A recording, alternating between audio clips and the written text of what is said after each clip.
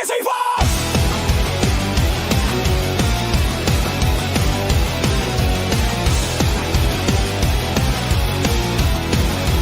Welcome to the IzzyVerse!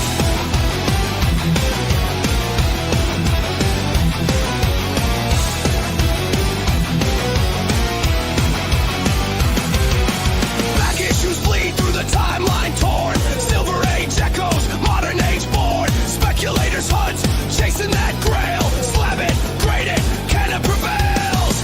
Bubble screams, ink in my veins. Pull is loaded, continuity chains. Every run, every arc, every bleed. FOMO flames feed the market's greed. War slab, the hype is alive. Trending heat keeps the legends revive. Welcome to the IzzyVerse, where the panels break and the stories burst. First appearance, history made. Slab it, grade it, immortal past. The IzzyVerse, canon forged in a universe cursed. From golden to modern, the story survives through the bleed of the page. It stays alive.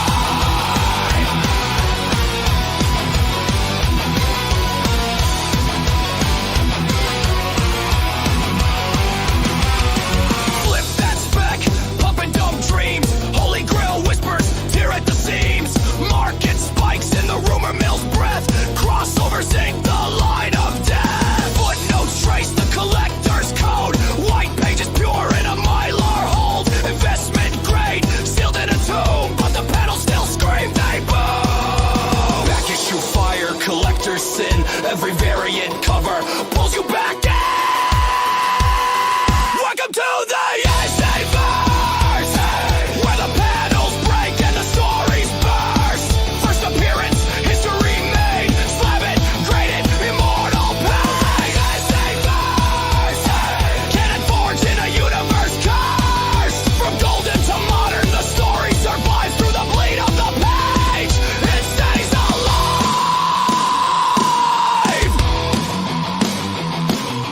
Flip it, press it, spec it, grade it. Canon's eternal, you can't escape it. KSU, arc eternal, bleed through you. Welcome to the IzzyVerse, where the panels break and the stories burst. First appearance, history made. Slab it, grade it, immortal past. IzzyVerse, canon forged in a universe cursed. From golden to modern, the story survives through the bleed of the page. It stays alive.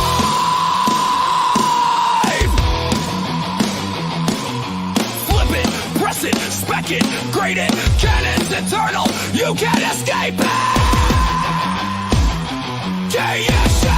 KSU, arc eternal, bleed through you.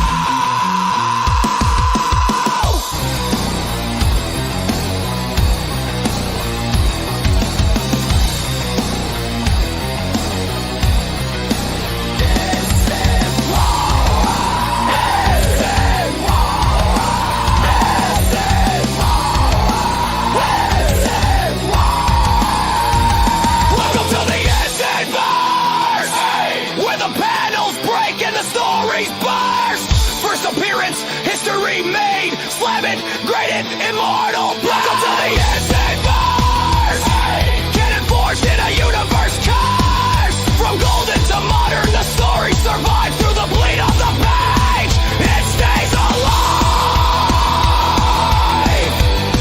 It's more than a run. It's the crossover you can't outrun. The IzzyVerse lives on.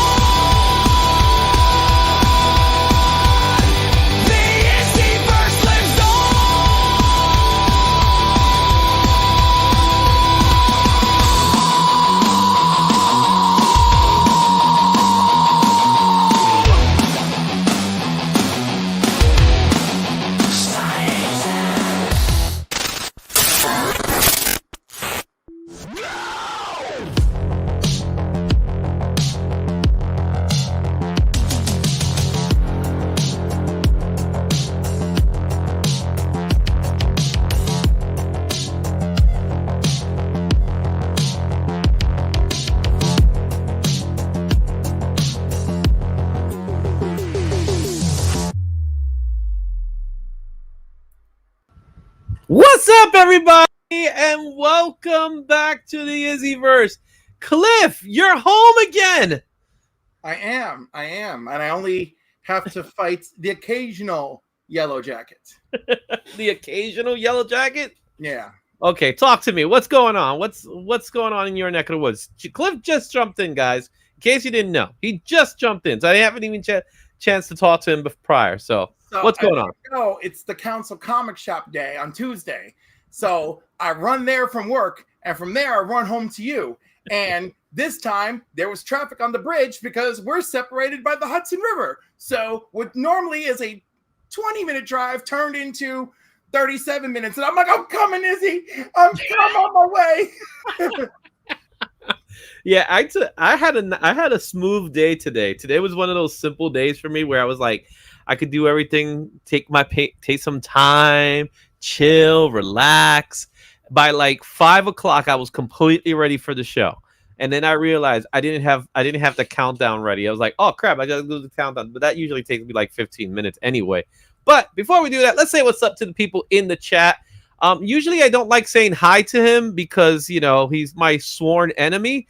But today we'll say hi to Omnibo. What's going on, Omnibo? All the way out in Australia. How did Omnibo become your sworn enemy? You know, he accused me of not sending him a package, which I did. Did it eventually get there because it's Australia? It got there. It just didn't get to him, and to this day, it still hasn't gotten to him. So it is in the custody. That I could understand having a little. It's in the custody of someone else. Yeah, who's just not giving it up.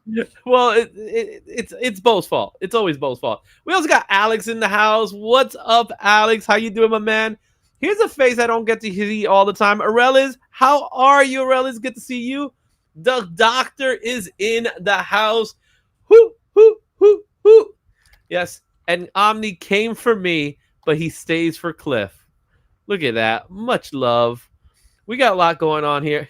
He lies. I still don't have it. I said you don't have it. I didn't say you had it. I said it made it to your area. You just didn't get it. That's what I said. It is currently in the custody of one Mad Spidey. He's had the book ever since. So I'm looking forward for you to getting the book this year, Bo, so I could send it out to you as well. And then you could get that book from Spidey. Maybe that will work. I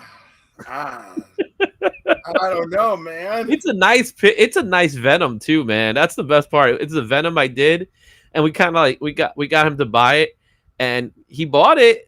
And, you know, it was donated for Comics Curing Cancer, which we are going to be talking about a little bit later today. But, yeah. But there you go. We also have Desaro. I love that name.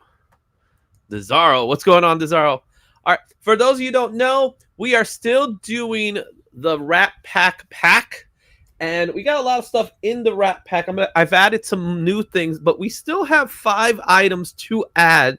So if you leave a super chat of any size, what we'll do is we'll add you into the Rat Pack for the end of the month. So we'll probably do it. Maybe we got like 2 weeks because I want to do we got to do a show pretty soon, and then afterwards we're gonna do the Rat Pack. So if you're not a channel member, there's 2 ways to be entered into this pack. You could either, 1, join the membership program, which is pretty simple. It starts as low as 99 cents a month, and that's pretty cool. Or you could decide to leave a super chat of any size. And when you do leave a super chat, we're going to add one of these 5 books. Now, everything in this pack is desirable. And we have from letter A, B, C, D, and E. So there's something there. And I added some new stuff to this pack because obviously last week we added some more. So we're going to see what we're going to do here. We also have in the house E-Man's World of Geek. I need more Rat Pack. Make sure you add Transformers. We could add some Transformers. I think I could make that happen. Right? It's someone's super chat 99 cents. All right. So that's how you're going to do it. But let me show you what's already in the pack as we speak. We have this Jenny Frizen cover of Exquisite Quartz #1, including with the card from New York Comic Con. So this is an exclusive New York Comic Con card that's been part of the pack. Also, I added the DC Vertical preview from New York Comic Con. So this is a New York. E-Man, I thought you already were a member. So welcome back, E-Man, to the No, he's a member for 2 months, is what it's saying. Yeah, okay. That's what I thought. All right, not a super chat, but the panel should super chat. Okay, here it is. This is the DC Vertical preview pack. There's some really cool books in this pack. All right. Also, another New York Comic Con exclusive. This is the. Oh, now you became a member again? No, it's not saying it to you properly. That's my 1 month. Oh, okay. I see what. It says you became a member. I'm like, how do you become a member? No, see, I told you we can't trust this software yet. We can't. I just like the pop-ups. They come by. Yeah, I don't even have to do anything. So this is the Peach Momoka New York Comic Con exclusive given by CGC. The only way you were able to get this if you submit it through CGC. So here's a nice, beautiful Peach Momoka. Again, this was selected last time. It is a facsimile of Amazing Spot. Yeah, this ain't the real thing. Imagine that if I had this in the pack. 129, the first appearance of the Punisher. Also, I added a DCKO. I like this. I'm so looking forward to seeing all this stuff that's happening from there. The first cover appearance of the Maker, right? Ultimate Comics #1. What's going on, Brother John? Let's just say hey. Brother John's in the house. I hope you enjoy Baltimore. I missed it so much, and I was going through remorse, man. The Mortal Thor is also in it. The J. Scott Campbell cover. We got some John Jang goodness. Beautiful Spider-Man cover by John Jang. Virgin cover. All right, and then we have the 3-pack of the Absolute Trinity, done by the one and only Mark Spears. Oh. So we got Wonder Woman, we got Absolute Batman, and Absolute Superman. And we also have my boy Jeff the Land Shark makes the pack. Yes, that's right. Jeff makes the pack. And of course, we got to add a slab into the mix. So I'm going to add the Spider-Man 2099 in a slab. And I'm adding some more books here. So I'm not sure if I added this last week, but I'm going in case if I didn't, I did add the Batman Dark Victory. This was given out in New York Comic Con, so that's going to be added to the pack. Also, I got a Harley Quinn Elvira ash can. Oh. Look at that. It's an ash can. This is what a real ash can looks like, guys. There's nothing ashy about them boobies. Well, I no comment. No comment. And I found this thing and I thought it was so cool to add it. So Wildcats #1. This is the 90s variant cover by DC Comics. Mm-hmm. Look at that nice thing. That's a fun one for sure. This is cool. I love this cover.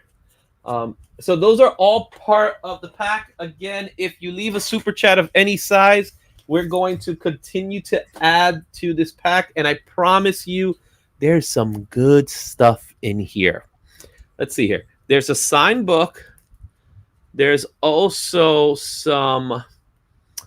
there's a Copper Age goodness here. Copper. Yeah, we got a Copper Age goodness book. I think one that's very sought after. People really want to have that book. There's also a New York Comic Con exclusive. And there's some other fun things in this. So all you have to do is leave a super chat at any size. So every super chat gets one added. And we'll do that once we get that super chat. So, Cliff, you ready to talk about the news? Of course. So let's get to the news here right now with the headlines. And where are my headlines? They are right here.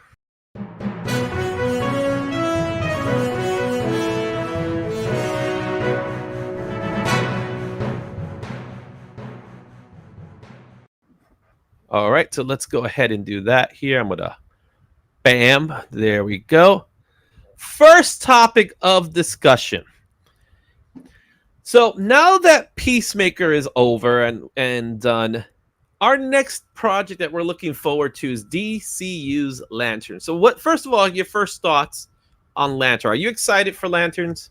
I have a fair amount of excitement for Lanterns. Yeah. Where you get that? How you doing? Thank you for the two. Yes, we did reach 20K. I was gonna say something. I forgot about that. We did reach 20K. So what's your overall excitement for Lanterns? What scale are we going with? Whichever scale you want, baby. Well, we all know that I love a scale of 1 to 5, so I'm gonna say it's a 4. Really? And why is that? I don't know. I like the actors. I like Green Lanterns. It looks like it's a variation on Hard Traveling Heroes. So okay, I'm in. Yeah, it has a detective noir vibe to it. All we've seen thus far is this image, and it's an image. When you see it, you're like, yeah, I can deal with that, even though it shows us really nothing other than a little glimpse of the ring. Mm-hmm. But recently, and this is from Movie Web, they believe that a possible villain has been spoiled. Now, take this with a grain of salt, okay? You have to take this with a grain of salt, because their connection, they're basing it off of the finale of Peacemaker. So in the finale of Peacemaker, spoiler alert, he ends up where? In Salvation. On Salvation. The planet on Salvation, right? So we'll leave it at that, how it happens. He ends up in Salvation. But according to some theories, they are saying there is a connection to Lanterns. Now, again, I say take this with a grain of salt. So recent post came out, and it says something, and now here they showed this image, and it's coming from X. And this is an image of the Green Lantern symbol. Mm-hmm. Now, granted, this is not the symbol as we know it, but there's something going on in the center. In the center, is it the Vertigo? Is it Count Vertigo? Are we jumping to conclusions about Count Vertigo already? Is that? Well, that's the thing. There's so many theories going on with this look. Like, look at the cap. Do you see the cap? You see the logo. You see the traditional Green Lantern logo. Granted, it's a little beefy, but inside of it, you have these little circles there. So the theory is that the villain could very well be the center. The center. And the reason why they're saying the center, and this is just a fan theory. Don't beat the messenger here. They're saying the center because they think it's a connection to Peacemaker. Right, because of Dinosaur Island. Yeah. Ooh. Oh my God, people. Do you know everything about the center? Do you know what the center is? The reaching that that people go through. But they're basing it off of this logo.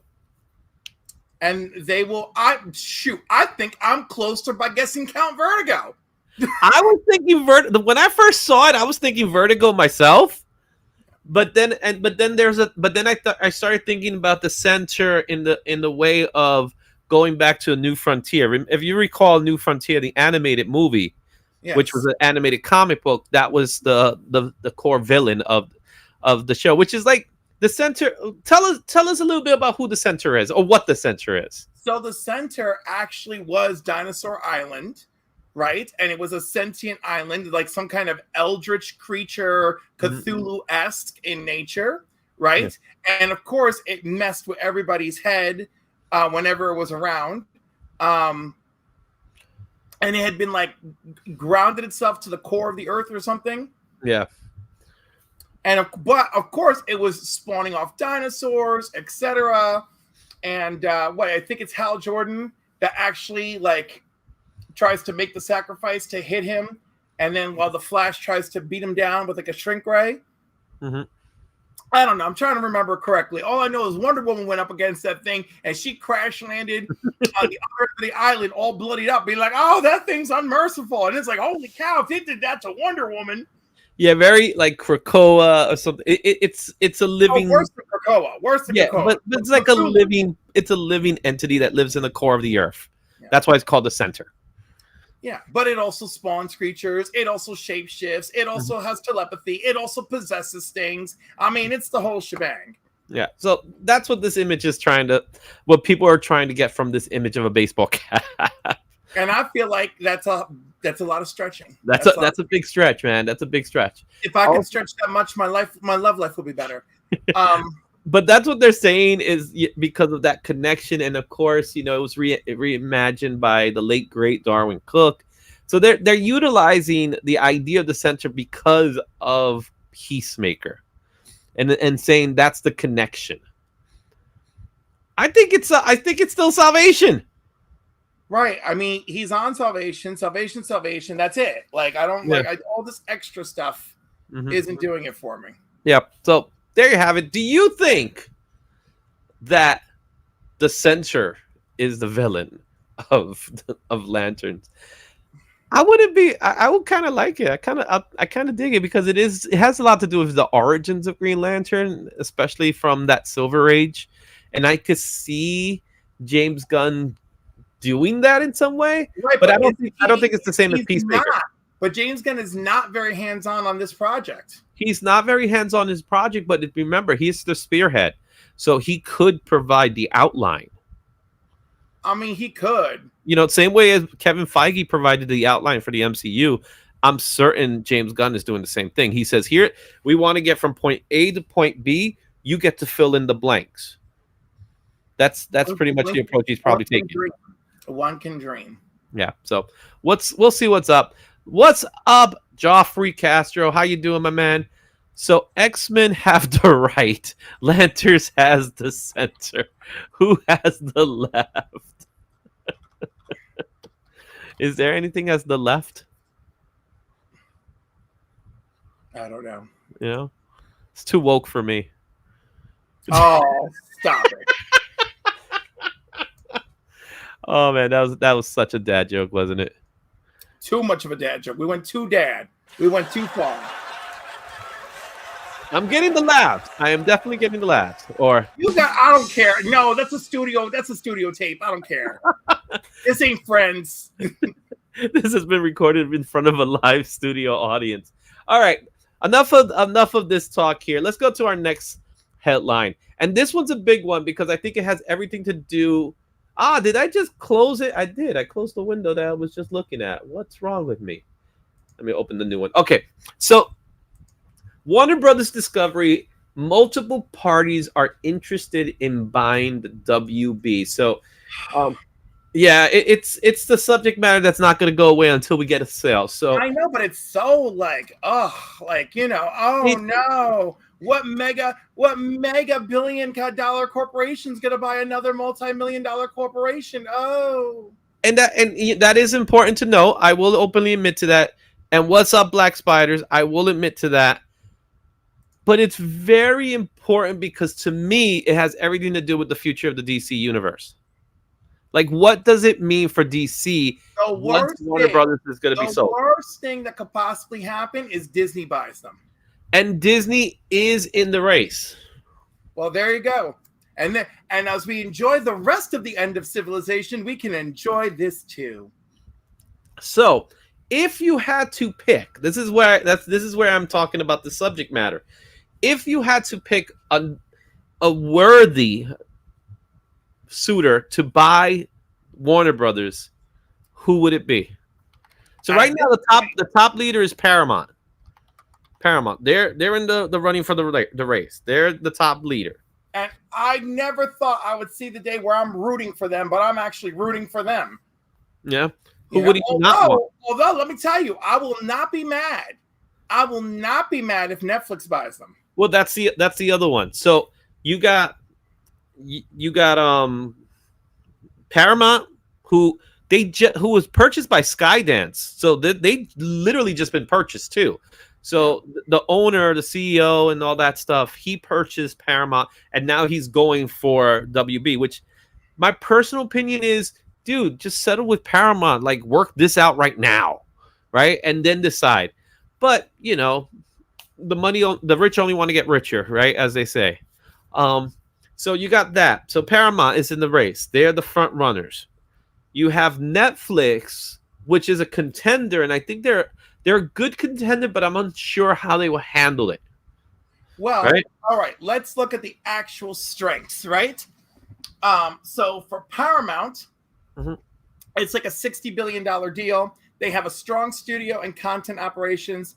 If they acquire Warner's assets, the studio library, HBO, etc., it dramatically expands their scale. Mhm. Their risk is, of course, the huge debt burden from Warner Brothers distribution, Mhm. right? Now, Netflix, all right, they have their streaming native. I mean, like streaming, Ron. we have streaming thanks to them, basically, right? They've got a strong balance sheet. There's synergy with the content. Mhm. All right. So it would be a large acquisition for them, but it's outside of their regular business model, Yeah. you know? And funny enough, an antitrust regulatory risk is mentioned as a weakness for Netflix, but not as a weakness for Paramount or Comcast. And why is that? I don't know. I do not know the full story. Interesting. I think Comcast is a really good suitor. I think Comcast is a good suitor. They have media roots, they have infrastructure and platform, they've got cable, they've got broadband. They could benefit from the content. They too. Oh wait, I found it on Seeking Alpha. They too could face antitrust scrutiny. Interesting. Yeah, but whoever makes this deal will most likely strike some kind of agreement with the government, the FCC, or something like that, like they did with everything else. Fox, right? The purchase of Fox, one half of Fox, all the television, all of Yeah. that, all the movies, all of that was sold, and then Fox News off to the other side. Well, that could do the same thing with WB, right? Because it became WBD. Yes. The Warner Brothers part, which is really the part that people are more interested in, I think, than the Discovery part. Even though the Discovery side of thing is monumental, it's big, but it's not enough to say, hey, we want to keep that. We could dissolve the company, or we could split the company, which is a possibility. I don't think that WBD wants that. I think they want a full purchase, buy the whole thing in wholesale, do what you want with it afterwards. The other, I know, but I don't feel like I don't think what's his name, Zavlov or whatever. Yeah, I don't think David Zaslav. Why does he have such a name that I feel like it's an alien every time I hear it? But Zavlov, blah blah blah blah. yeah, it's really he just shot it down, and I do not think he wants to sell it for parts. I really don't. No, I don't think he wants to sell it for parts, but I could see them doing that. I could see that happening. Like, I know, it was but purchased. Who purchased WB? Discovery purchased it originally. It was originally purchased by AT&T. Then AT&T sold it, and now it's Warner Brothers Discovery, which was technically Discovery that bought it. But then they bought it just to sell it. So they bought. It's like they bought a comic book. They were speccing on the show, and now they're selling the show because that's what they did. They bought it to sell it. And they actually got a good product now because they've had the top movies in the last year. Like, I think they're on a winning streak of movies. So they got a good product in front of them. The other suitor that I think can benefit a lot from this sale is Apple. Ew, but they're not in the top 3. But they got the money. They do have the money, but they got more money than anybody. They got the money. Amazon has the money. Netflix definitely has the money. Those are 3 companies that absolutely have the money. I feel like Netflix has the most to gain from this. I think Netflix has the most to gain from it, but I also think that what would they do with it is my question. Like, how would they manage it? Because they're all about their streaming platform, and they don't like. I went to see on Sunday. I saw Frankenstein. Right? Guillermo del Toro's. That movie should be in theaters nationwide, like everywhere. And it's only a 2-week period until they put it on Netflix. This movie needs to be seen on a screen. That's how good that movie is. So, with that said, this is the Netflix model where it's like, yeah, we'll put it in theater for a week or 2, but we want it on our platform. Right, but they are not going to, you can't make that acquisition and go into it thinking you're going to do business as usual. You absolutely can't, you know? Yeah. So I'm sure they will still have that for certain films, but for bigger features, they are not going to go that route. Okay, and then that leads to the next question. Will the buyer keep the DC studios intact? I think it would be wise because it's got momentum at the moment. It's got momentum, but are you gonna leave James Gunn with that job, or are you gonna actually take some of that power away from him? It's all up to the contracts, isn't it? Yeah. So right, because they could build into the contracts that Safran and Gunn have to stay. Yeah. You know. Yeah, they have. I think they have a 10-year plan right now, but I don't know if the contract's a 10-year contract. So it might be. It might be indeed. So that's the one thing that I think is the most concerning, because if Disney was to purchase it, then we're screwed. I don't want. That's the one company I don't want having this. Right. You know what I mean? All the fun is over.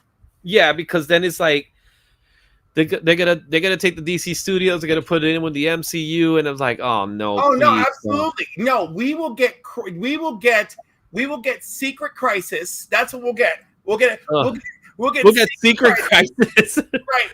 I would call it Crisis War. We'll get no. We'll get Secret Crisis on Infinite Battle Worlds. That's what we'll get. Right? And then all of them will come head to head and clash, and then they'll rebirth one more time, and all of a sudden the Fantastic Four, the Avengers, the Justice League, and the first generation of Wildcats will all appear at Justice the same League time. of Avengers. They'll all have been birthed, at the beginning of the 21st century. You could see it. You could see the nightmares. No, I don't want that at all. And then the new Teen Titans was formed when Gen 13 broke out of their cells. Imagine that. I mean, that's my biggest concern. I don't want that's this exactly to what even is going to think happen. about it. You can see it. I can see it happen, and I don't want it. I don't want it. I don't want this at all. Young Titans. There you go. You get the Young Titans. I don't want that at all. You know what I mean? No, we don't want that. No, that's it. All right. Let's go with our next one here, because apparently they want to show these nice little ladies here. So I actually saw this today, and it came up, and in Screen Crush, they had an interview with James Gunn, and James Gunn went on the record to say that Darkseid will not be the big bad in the DC universe. And the reason being is that, one, even though he came first, he's too close to Thanos. And second, he also believes that Zack Snyder's version of Darkseid, even though it was short-lived, was fine. So my question for you is, if Darkseid is not going to be the big bad, who would you have as the big bad? Besides the Uncanny League. Oh, no. No, wouldn't it be the Uncanny Doom Patrol? Oh, right. X-Patrol. Right, or the X-Patrol. So yeah, okay, I would go with Mongol is a really good one. Mongol would be a good one, but wouldn't he be too close to the same thing?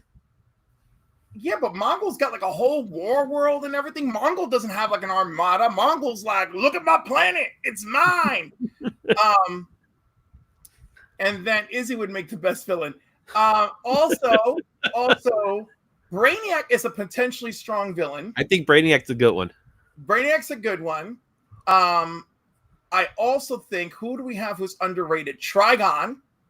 But I was thinking Trigon as well. People don't like demons and devils in other countries, so we gotta skirt on that one. Oh man, who's another big menace? I was just thinking of one. Oh man, why is it escaping? Oh, Vandal Savage. Vandal Savage, I think, is a great one. And here, I think what you said with Vandal Savage, I think is where I want to go towards this. I think that we shouldn't have a major villain. I think what should end up being is a group of villains. I would love that because we never got that with Marvel, and we No, we should. never got that with Marvel, in which we could have the Legion of Doom. That's what I want to see. Yeah. I want to see a true Legion of Doom where you have Lex as the spearhead. He's the leader of this group, and you have all Vandal is, or well, Vandal. Vandal could be the leader as well. While Lex could be the benefactor, but I don't see Lex being a second fiddle to anybody. Because what we'll see is that Lex is trying to underman Vandal the whole time. Yeah, but Vandal's, he's an immortal, so he knows where that's coming from. Right, exactly. So he's like, Lex, you've outlived your usefulness. I'm locking you up, like all that I'm sort putting of you in salvation. Yeah, oh no, Savage. Like he's just a classic badass. You know, the man took over the life of Joseph Stalin in the middle of the war, and it was like, no, I'm Joseph Stalin. It's okay. We're gonna keep going. You know, he did all sorts of crazy stuff in his history. He's been hero and villain in his lifetime. You know. Yeah, and I think that's the approach. I think the idea is, how can you, like, again, no matter what you're gonna do, you're gonna be compared to the MCU no matter what. It's unavoidable, right? Because it's just the way people, the casual viewers, inevitable? Right? Yes, inevitable. Inevitable.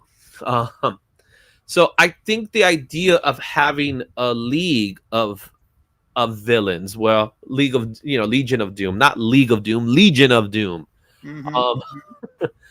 would be fantastic. Where you could have all these villains put together. We could finally get Deathstroke back.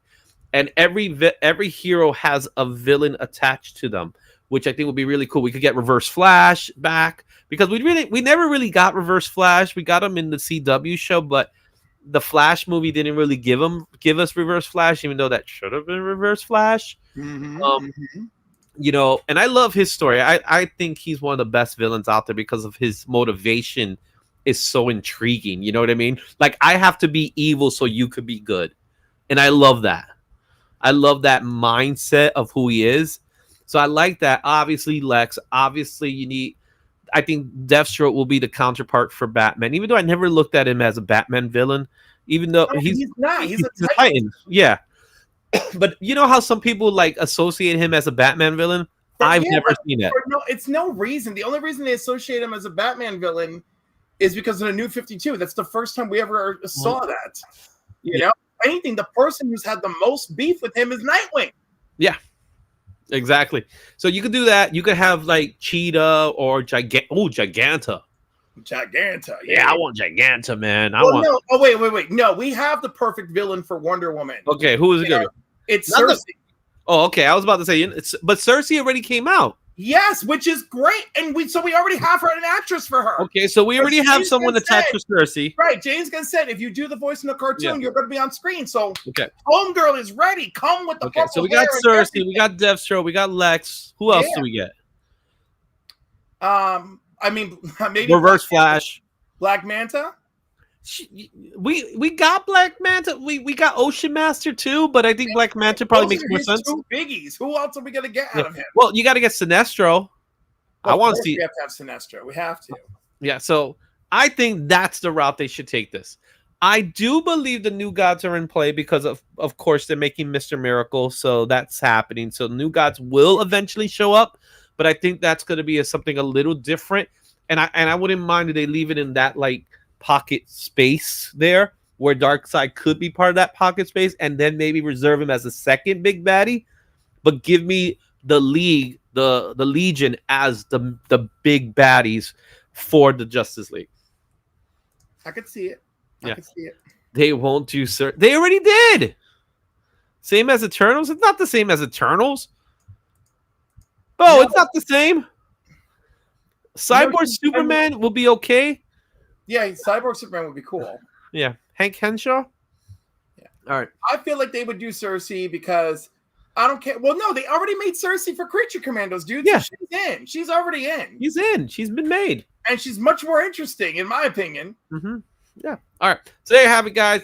Darkseid will not be the bad guy of the DC universe, but we don't know who would it be. And our last comment, our last headline for today is that they actually did reveal this over at New York Comic Con, but the end of the Ultimate Universe is going to be with the Ultimate Endgame. Now, I'm not here to talk a little bit about the Ultimate Endgame. Personally, I think it's a stupid move. There is word that Jonathan Hickman did not know that was happening. But then again, they never like to finish things off with him anyway. But what they did reveal are the Blind Bag Chase comics, in which they're going to provide us with multiple sketches. So there's a few already that are coming out there. As you can see here, we have one done by Mark Bagley. I like this one a lot. All right. I like it. Okay. Then we have a Peach Momoka. Mm-hmm. This one's nice. It is. I like the red. I like how she threw in the red in there. All right. A Captain America done by Adrian Cutter. Mm-hmm. Good job, man. All right. We have here a sketch by Lanil Francis Yu. I believe that's Quicksilver. Really? Oh my God! I was Oh thinking. no! Or is it Wasp? I'm It's thinking Wasp. It's Wasp. It's Wasp. It didn't look like a female figure to me at first. That action behind her is weird. Yeah. So it's Wasp. All right. Sith. Look at that.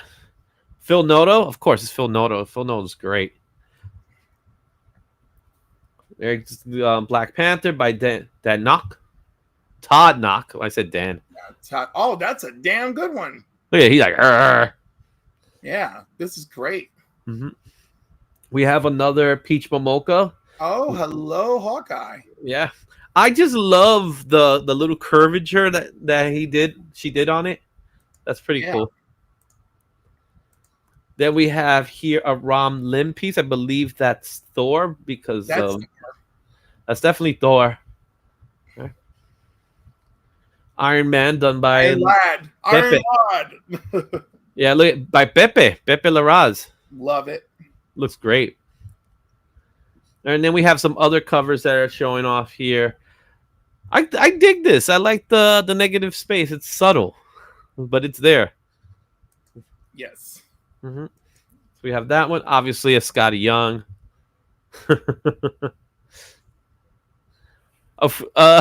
They had to do it, right? They had to do an endgame version of it. Yes, they did. Mm-hmm. All right. This one is done by, I think it's, oh my goodness, that signature. I know the signature. Is this Stegman? Okay. All Stegman right. there. All right. Here's another. This is Panosian. Mm-hmm. I like Panosian. I like the way he did it. He did this one. There's something about his use of colors that are really nice. All right. There's another Peach Momoka. This was great. It is great. This is very Peach. Yeah. It makes me worry about Maystorm. Here's another one. This one strikes me. I'm not 100% sure who's this, but it's definitely one of those anime style artists. Like at first I was thinking Joe Mandarin, but it's not. So I'm not sure about it, but I like it. All right, here's another one here. This has got to be what's his name? Oh, his name's escaping me. No, it's not Ed. We're the worst. I know, man. I'm usually good at picking these things up, but I can't pick it up right now. All right. Okay. Here's another one. Ooh. The Maker. The Maker. This I see the signature, but I don't know who it is. And there's a listing here, so we'll be able to see the listing. All right, this one's familiar. This has got to be Chichetto. Do you know the signature right here? It's kind of hard. It's too small for you, I take it. Yeah, it is too small for me. Yeah. And we all know how I feel about size. And then this one's great for me. Look at that. The sketchy sketch. I like this cover. I like this a lot. I bet. Yeah. And there you have it. So let me see here. The list was down here. So let me see. So the main cover was Mark Brooks. Derek Chew. I'm assuming Derek Chew was this one. Stanford Green. Oh, Sanford Green. Stanford Green. Chip Zdarsky did one as well. Oh, here's another one. Look at that one. This is Stanford Green. Hell yeah. Hell yeah. That is definitely Stanford Green. Look at that battle.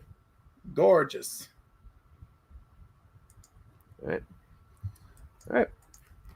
So it got me thinking, and we could stop sharing this one here.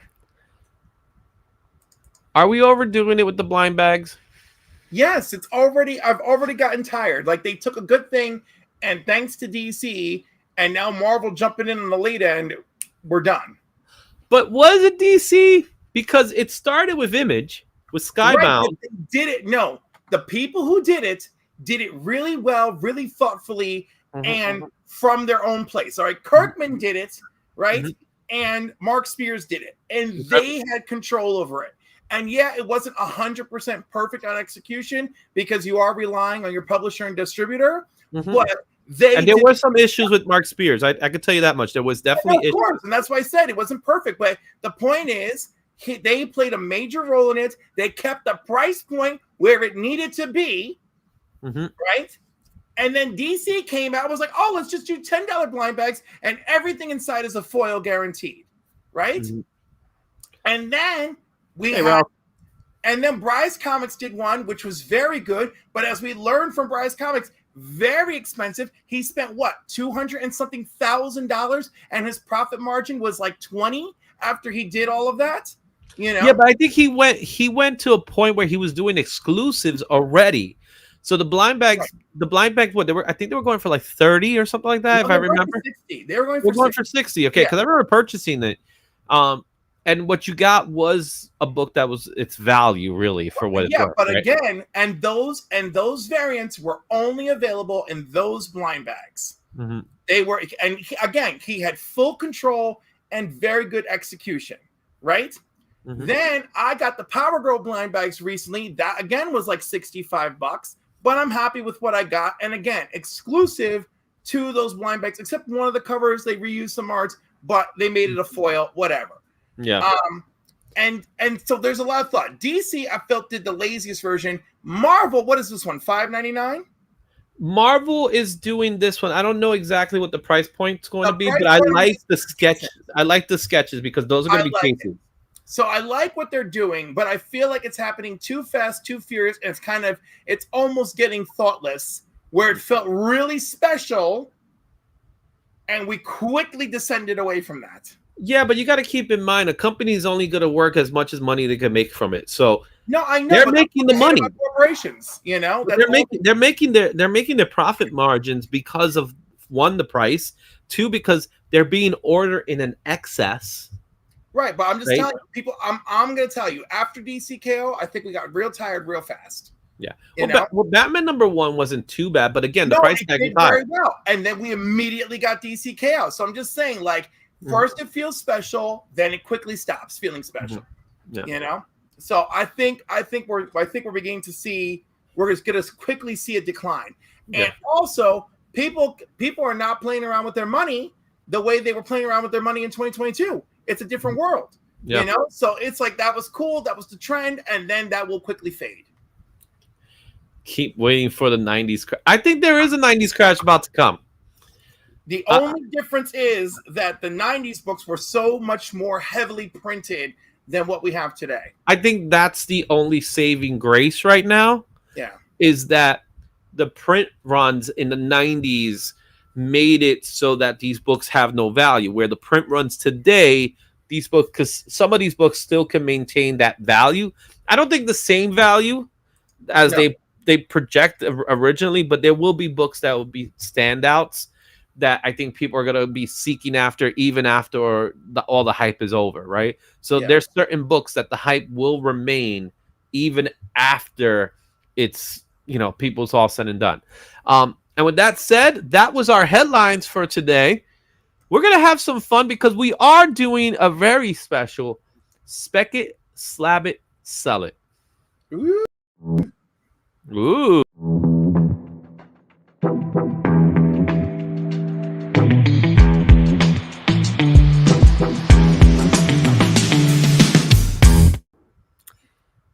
we have it. We're going to do a Mark Spears. Speaking of blind bags, I decided this week we should have just done a Mark Spears monster. So everything you see in these selections, again, and I just did it randomly. I didn't, you know, if your favorites didn't make it, I'm sorry. You didn't tell me, okay? What's going on? D'Artagnan Biggs. Interesting. Yes. All right. So this is gonna be a fun part of the show where we do a segment called Spec It, Slab It, Sell It. The concept is we have 3 books to choose from. We have to decide which book we're going to keep for specking purposes with the intention that we are eventually going to sell it someday, slab it for preservation's sake, that way we could keep it, or we're going to sell it because we feel that now is the perfect time to get rid of this book. So with that said, we're going to do that. But before I do that, I got to say what's up to my man, Austin LeMay. Austin, I'm digging the Spawn that we co-worked on. He did the inks and colors for it. Came out beautiful, bro. So I'm really happy about that. All right. Let's take a look at our first set of books. We're going to look at the original monsters, starting with the one that started it all off. Monsters, Mark Spears Monsters #1, the Bridezilla cover. We also have a Dracula version. This is also Monster Spears #1.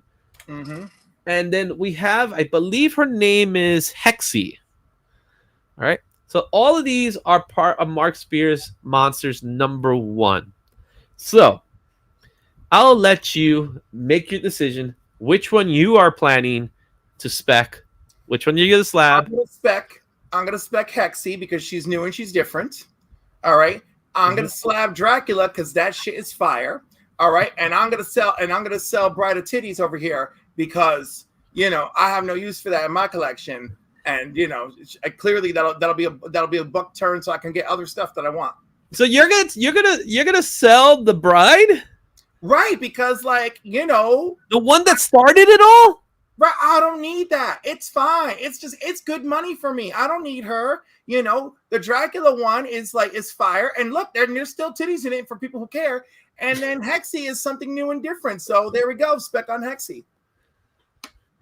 Okay, guys, if you want to play along in the chat. Let me know which ones you're planning to do that with. So I gotta keep the Bride. She ain't going nowhere. She's your slab. She's my slab. She gonna be slab. We gotta keep them intact. You know what I'm saying? We can't let them go. So we're gonna slab her. All right. It's between Hexy and it's between Dracula. I guess I don't even know who he's biting. It's, you know, I guess some Marilyn Monroe bite off or something like that.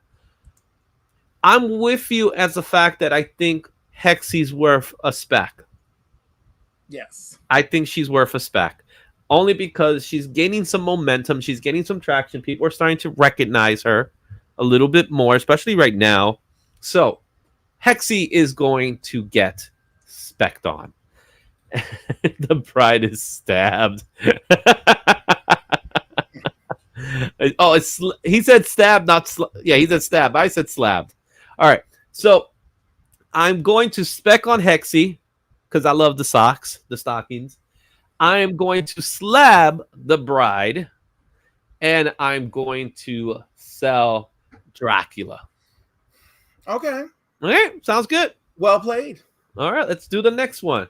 So our next batch here, let's take a look here. I get to go first this time. We have here some homage covers. We got the homage of Infinity Gauntlet. We got the homage of Incredible Hulk 340. And we got the homage of X-Men 141. All right. What do I pick first? Oh, what's going on, J-Man? How you doing, my man? Common Avalon's in the house. What's going on? All right. So this one is actually a tough one because I love them. I love them all. As you know, I'm a huge Adam Warlock fan. So therefore, Infinity Gauntlet is one of my favorite comic books of all time. In fact, that's the book that made me fall in love with Adam Warlock. I dig that cover. I feel like Dracula needs more rings, though. Huh. Just because I want to, keep it that way. You know what I'm saying? Mm-hmm. So you got 340 homage, which I think has been homage to death. But then again, all three of these have been homage. All three of these have been homage to death. It was But like 340 especially. Yeah. 340 is on a place of its own, right? Yeah, it's right there with Ultimate Spider-Man 300. I mean, Amazing Spider-Man 300. So you got some McFarlane love there. And of course, who doesn't love an homage to X-Men 142? So if I'm going to pick, I'm gonna spec on the McFarlane. I'm gonna go with the McFarlane 340. I'm gonna spec on that because I feel like it. That's one of those covers that constantly comes back and forth. So that's my spec book. My slab book is obviously going to be the Infinity Gauntlet homage, and I'm gonna sell the X-Men 141 homage. Mm-hmm. It's a tough one, but that's what I'm gonna go with. What was that? I don't think it's that tough. Once again, we agree and we disagree. I too will slab the Infinity Gauntlet homage because it is fire, but I will spec on the X-Men homage because there's yet another original character on the cover of issue 1. And I will sell the trifling and ever done to death Hulk homage and call it a day. All right. Sounds good to me. All right, let's move on to our next one. And with that said, I got to click on it. All right, so let's take a look here.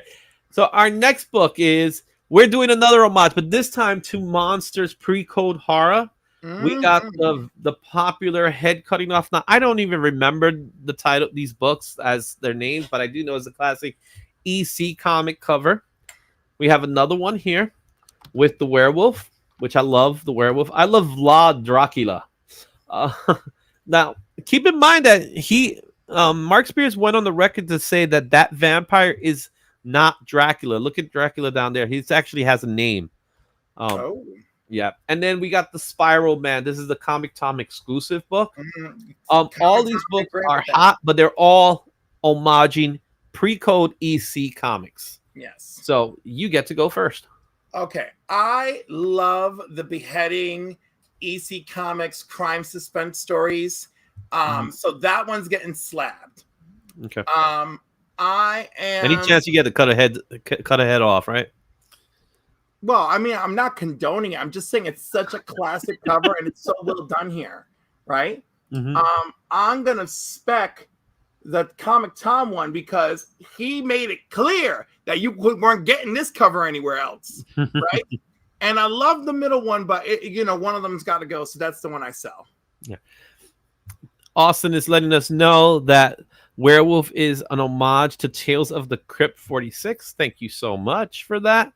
Yeah, I'm bad at trying to remember these. I know the covers, I just don't remember the books.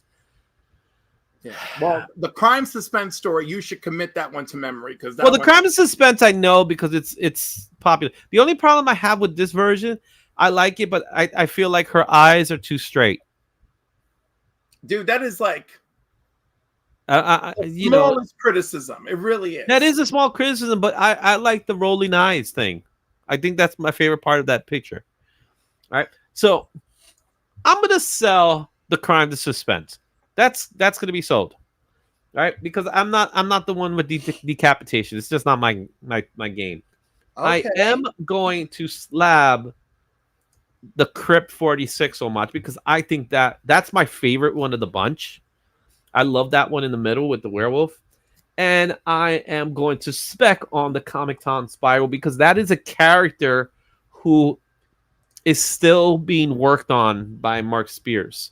So this is one of his characters. So there you have it. I am going to spec on the Fear cover. I am going to slab the Terror cover.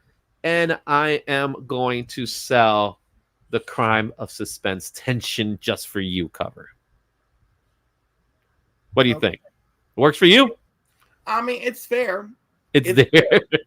And like I said, I really do enjoy the werewolf cover. I love the werewolf cover. It's my favorite one. It's the one I like the most. I can't justify it for this game. I like the history of the crime suspense story more. Yeah. And Yeah. so that's why I'm going for it. All right. Let's go to our next batch here. I'm going to do the opposite of Izzy because he's always wrong. Only when it comes to shipping things out. Oh, I shipped it right. It made it. It made it to Australia. It just didn't make it to him. You were better off sending it to Bo and letting him sort it out. It's his fault for not picking it up. That's all I'm gonna say, Bo. Uh, All right, let's go to our next one here. Here's some fun ones. So we're gonna do some Freaky Frank. So this is coming up from the new book, Monsters, the Monster and the Wolf. So we got the cover Freaky Frank. You got Wailing Wolf. oh my God. You shipped it right. And then finally, unfortunately, he didn't do a third one, Thank God. but it's the closest thing, which is werewolf with some spider. I don't understand the spider webbing, but these are all what I would call sticker covers. Yeah. So these are sticker covers, and I believe it is your turn now. Great. I'm going to spec the werewolf cover. I'm going to slab the werewolf cover. I'm going to sell the other two covers. You're gonna sell the other. You can't do it. I hate the garbage pail crap. They can go. They can go. I'm selling both of them. I'm gonna spec it. You can't sell both. That's not how it works. You gotta. I don't give a shit. I'm gonna violate the rules. You I'm gotta gonna spec, violate bro. the rules. You gotta spec on one. All Can't right, sell. fine. I'm gonna slab the werewolf one. I'm going to spec the Freaky Frank one, and I'll sell the Wailing Wolfie. You don't like Wailing Wolf? You got a bone. I don't like either of them. They can go. They can go. You know what I love the most? If this were Scrap It edition, I would scrap the two of them. If this were Scrap It edition, I would scrap the two of them. But remember, you always could do a scrap once. When do we allow that. We could always do a scrap once, okay? When do we initiate the scrap rules? That's what I want to know. No, you could. You only allowed one scrap per the whole night. The whole night. Yeah. Right. And keep in mind, we haven't finished. I think there's another one. I'm not 100% sure, but I think there's another one. Okay. I love the sticker concept. The only thing that I wish they would have done was actually make them stickers. I feel like that's a bit much. That's a big ask. But I like the fact that he made the outline. There's the outline for the sticker, and if you look in the corner, it says "rip" as in R.I.P. Yeah. Right. So he's trying to do it. I want to actually take the sticker out and put it up because I think it's cool. I'm amazed that there's only two. There should have been a third. Like I think Hexy should have probably been the third one. You know, because those are the characters, or at least a vampire or something like that. So Ralph scrap. All right. Okay. So I like them. I'm not like you. I like them.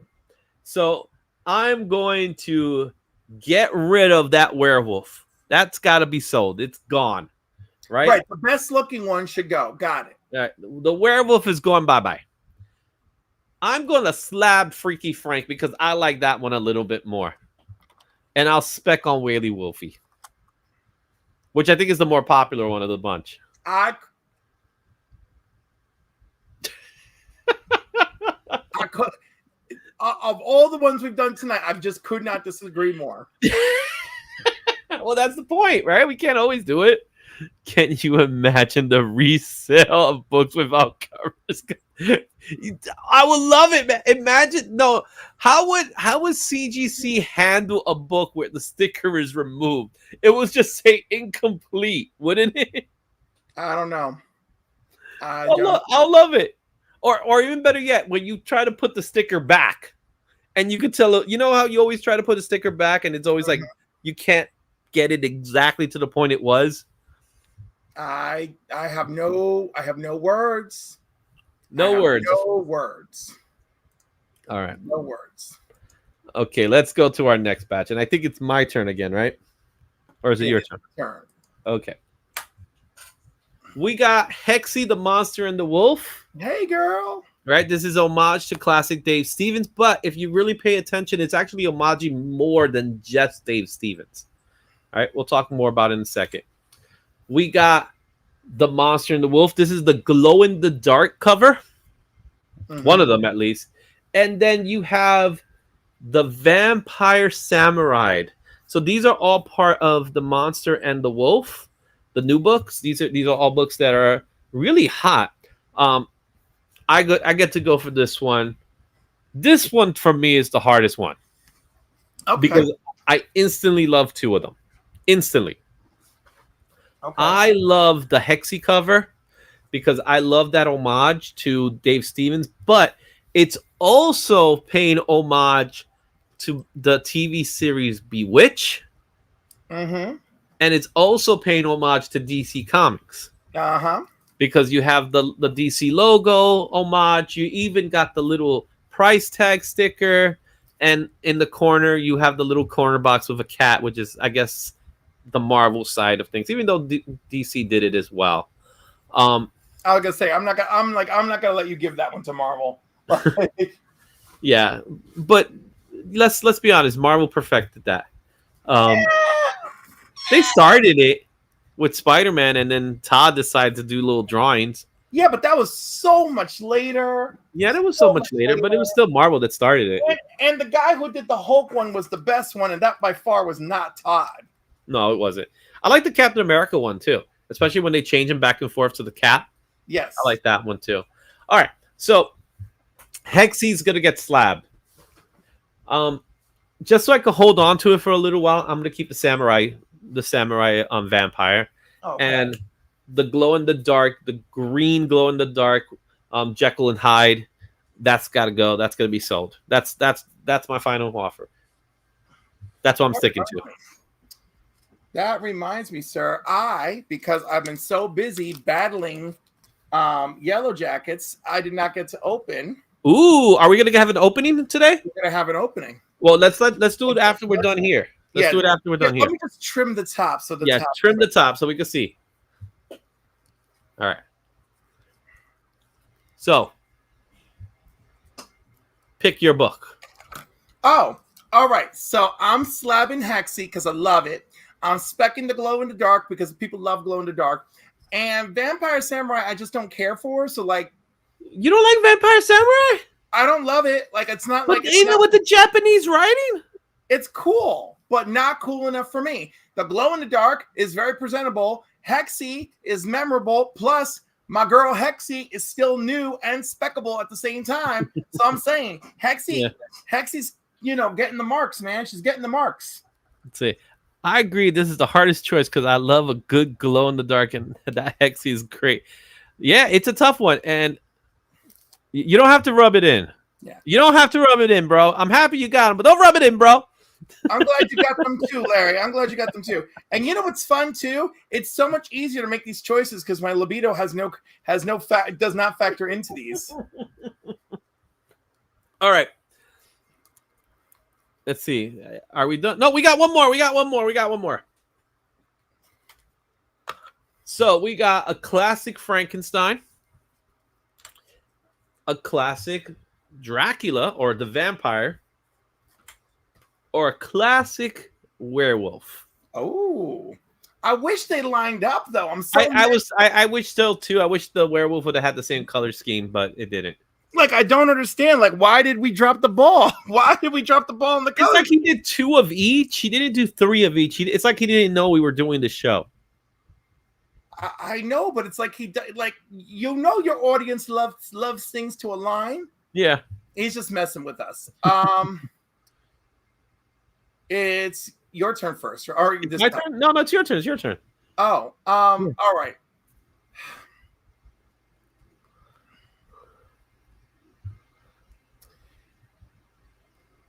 I'm gonna slab the Wolfman because it's his book, right? Okay. I'm gonna spec on Frankenstein because we haven't talked enough about the Frankenstein monster. I don't feel like his time has come yet. Yeah. And I'll sell the Dracula dude. Okay. Cool. Dracula. So I noticed something about the Frankenstein. The Frankenstein is it's paying homage to the Boris Karloff, yes, but not to an exact. If you notice, so he doesn't have like the bolt on his neck. His forehead is stitched up, and he's actually a little bulkier, so that's pretty cool. I personally like that one a lot, but I'm with you. I think there's something about the werewolf that I really like. I like the fact that he's coming out of the shadows. So that's the one that's getting slabbed for me. I'm going to slab the werewolf. I'm going to spec on Frankenstein, and I'm going to sell Dracula. I think we did exactly the same thing. This is where we agree on all three. All right. Sounds good? Okay. All right. Yep. And there you have it. That was it. That was our monsters, Mark Spears Monsters. Spec it, slab it, sell it. What are your thoughts? Let me know in the comments if you're watching this on the replay. Cliff. Are you ready to do your opening? I'm ready. Let's do this. Let me just make you big here, and that's the wrong way. I'm gonna drag. There you go. Now you're big. All right. What? Yeah. You got to give that one to me. That's mine. I'm not gonna give it to you. I want that one. That's the one I want. It's gonna go into the comics Sunday. It's gonna go into Comics Curing Cancer. Oh man. All right. That's the one I wanted. Well, you should bid. You should bid on it. Bid? I'm gonna be busy. Look at it. You're gonna be busy Sunday. Yeah, Sunday's my busy day. Unfortunately, I won't be able to do Sundays. How? But then again, we'll be doing other things. Don't worry. We'll be involved. Oh. Ooh. I don't even know this one. That's That's definitely I see it's Frankenstein. I get it. Who's like under the table? I don't know. The other one. Interesting. Me wants Samurai. See, Samurai Vampire is awesome, man. See, even Comic Verse knows. Don't they? I may have to sell her then. I don't know. It depends on if selfishness or charity is going to rule my heart. All right. That was it? Just two? Just two. We got two. Okay. Hey, but two interesting ones. Hey, I'm again the Samurai Girl. Samurai Vampire, man. That's the one I like. It's different. It's the only one that has Japanese writing. Okay. And she is a character in the story. And what's really cool is that she only speaks in Japanese. And as you read the story, he will not provide you with subtitles. So you have to be able to read Japanese, or you have to be able to use Google Lenses. Interesting. Yes. So you won't know what she says. So that's just the way I like them. Say what you want to say. All right. So with that being said, guys, we got a lot of stuff to talk about. One of the things we definitely want to talk about is Comics Curing Cancer. As you can see here, I will be hosting a show on Friday, October 24th. It's from 4 to 9 p.m. Eastern. We've got a lot of shows lined up. I know you have a show lined up as well. So talk to us a little bit about your show. So Sunday morning at 9 a.m. Eastern Standard Time, it'll be me and CVizzle and John's Comics for Kids. And there's going to be a wheel of prizes for raffle and trivia. And so as these guys go through the trivia, they're going to be, it's going to be interesting. It's going to help, illuminate the prize packaging, it's going to be measured by their success rate. Cool. All right, let's go ahead and see the video for Comics Curing Cancer. So gives us a moment to take a little break.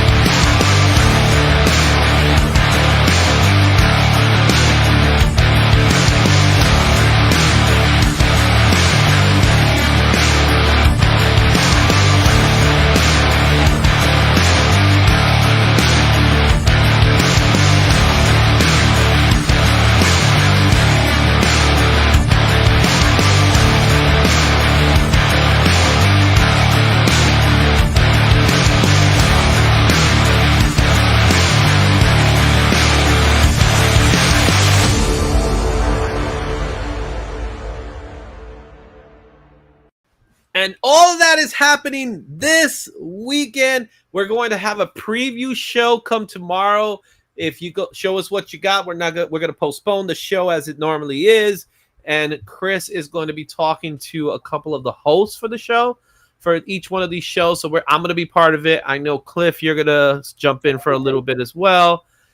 Cliff, I can't say it right now, but I will say there's a possibility. There's nothing set in stone, so I'm not making promises.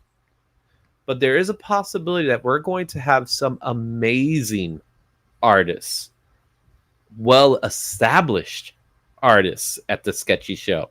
Names you might be familiar with, other than local community artists. But we will have local community artists as well as other artists being part of the Sketchy Show. I was just talking to a couple of people today, and they were like, yeah, I think it's a possibility. I'll let you know. And I went, this sounds good. So I'm really excited. I hope everything goes through. So there's your little teaser for what potentially could happen. I know Omnibull is going to have a great show. As much as I can't stand the guy, he's going to have a great show. MJ Comics is going to have Mark Spears on his show. I might have some special guests as well as some community artists as part of my show. And throughout the week, we're going to be having a blast. We're going to have fun, but the number one thing we're doing is we're fighting cancer, because that is the number one villain, right? That is the number one super villain. We're fighting cancer. And, you could be a part of it. Please donate to the cause. We're going to be making sure that our streams are actually, we're not going to be taking any super chats or anything like that during our streams.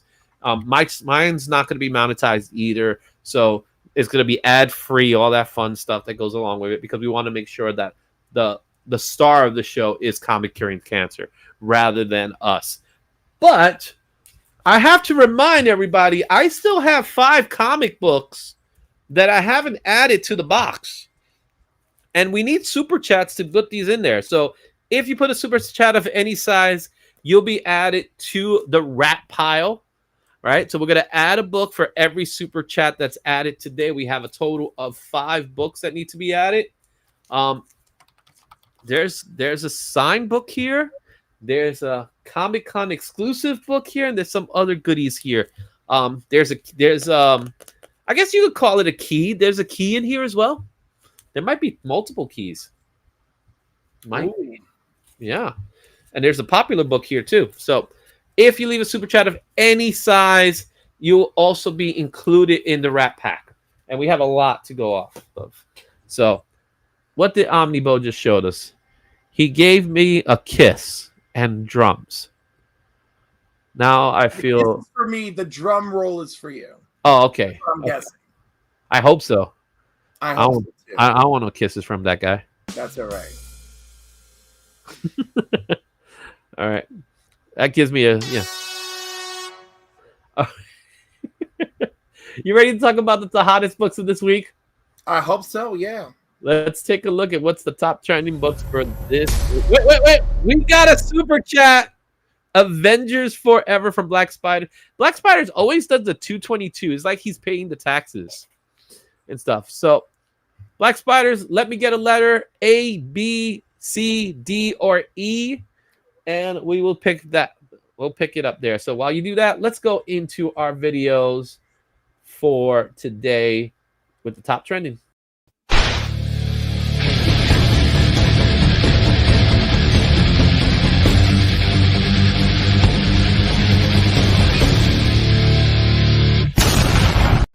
Woohoo! Top trending books of this week. It's an interesting one. But before we do that, Black Spiders picked the letter E. And what he ended up picking was a New York Comic Con exclusive Spider-Gwen, the Virgin variant. I believe this is the book you pick. So we're adding this book into the pile. Look at that. This was a New York Comic Con exclusive. You were only able to get this at the panel. At the panel. So, and Our boy Cliff has added another super chat as well. So Cliff, you get to pick your letter. What letters are left? Well, E was the one that was picked, so you got A through D. Once again, I'll choose the D. You choose the D. You're gonna laugh at this one, Cliff. You ready? Come on, pumpkin ass Nightwing. Actually, it is a pumpkin, but it's not Nightwing. Okay. Oh, Got yourself a blind bag. It is right completely sealed, so the winner will get a blind bag. And again, no one's picking A or B. What's up with those two? because you feel like that's just like whatever. It's never A, and now you made it A. I guess. We'll Yeah. see. Well, the thing is, they stay. So these books are the same books they've always been because they haven't been selected yet. So, but we still got three more books. We still got three more books. We got an A, we got a B, and we got a C. And I tell you right now, all three of them are bangers. So I want to put it in the box. I want to. So we need two more. We need three more super chats to put them in the box. All right. This week was an interesting week because it started out, and I got to give you guys some insight. CBSI did not do the list until today, which they normally have the list up by Friday night, but they went through the whole weekend with nothing. And I'm like, they're not putting up a list. They're not putting up a list. What's going on here? All right. Key Collector, they put their list through Comic Tom. So whenever you have to get Key Collector's list, you have to actually watch the Comic Tom video. And then, of course, Cover Price had, if you watched the video yesterday, I was part of it.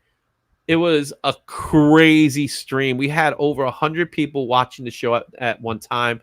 That was a great stream. We did get a special guest who came out of nowhere. Mark Spears showed up at the show. So that was cool. All right, no one comes out of nowhere. All right, Well, there is no. He was showing up. not. Well, he was not in this. He was not scheduled. I'm sure he wasn't scheduled, but He I'm wasn't sure scheduled. him a link. He I'm came sure out of nowhere. Someone. No. link. So Matt, who's from Cover Price, he contacted him and said, "Hey, would you like to come to the stream?" And he was like, "Yeah, I'll show up." And he showed up, and then that was a good thing because we had 11 books in total, and from those 11 books, 10 of them were his. Yeah, beautiful. I'm sure. So, yeah, I come out of nowhere when I'm around Cliff. Oh, bro, Bo. All right. So, as I ask you every week, your immediate reactions to what you see. It's neat. I like Checkmate is still here.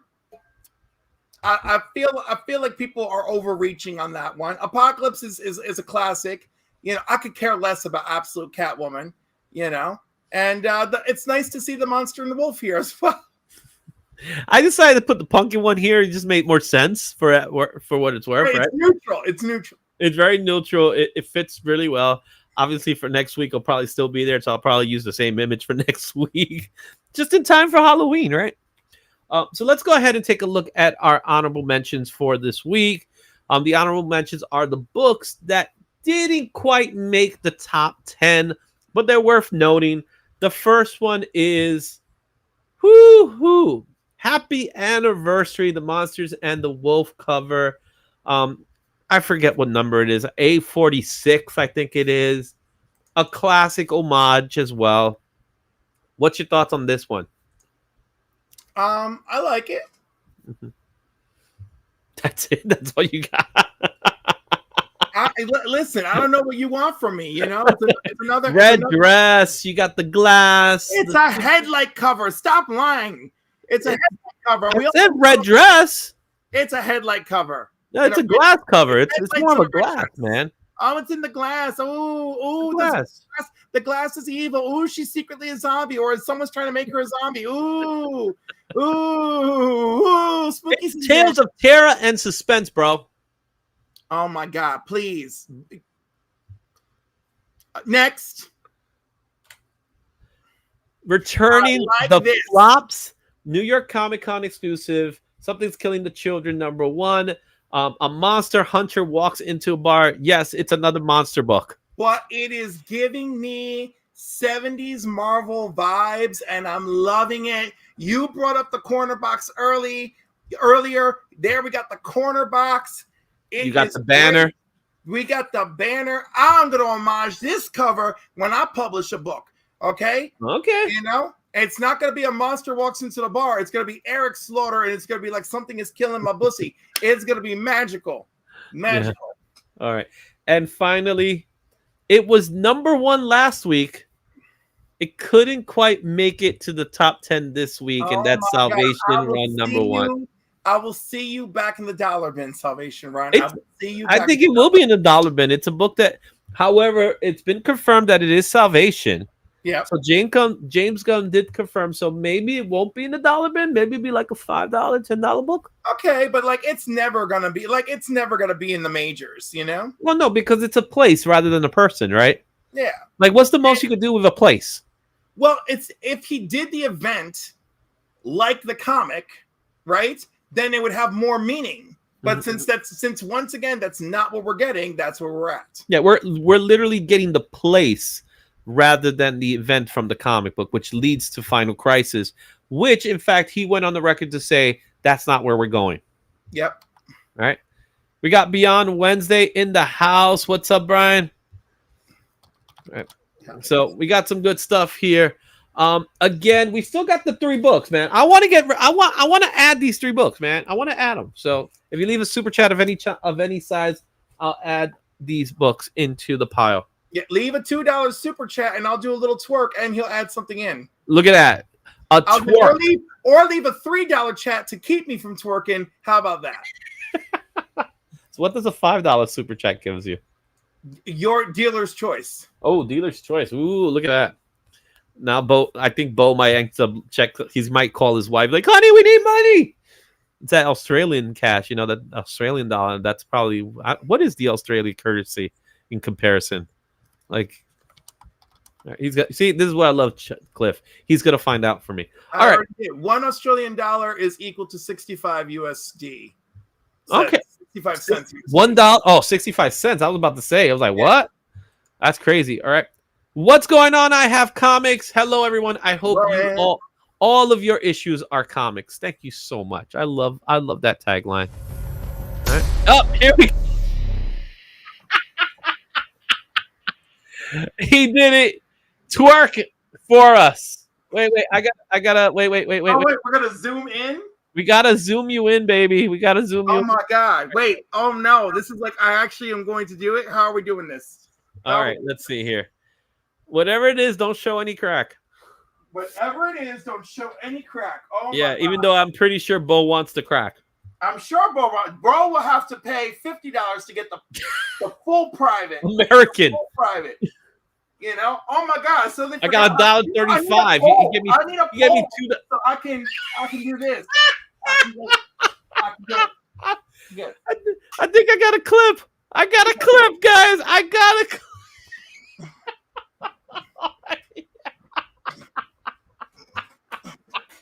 Don't ever say I didn't do anything for you.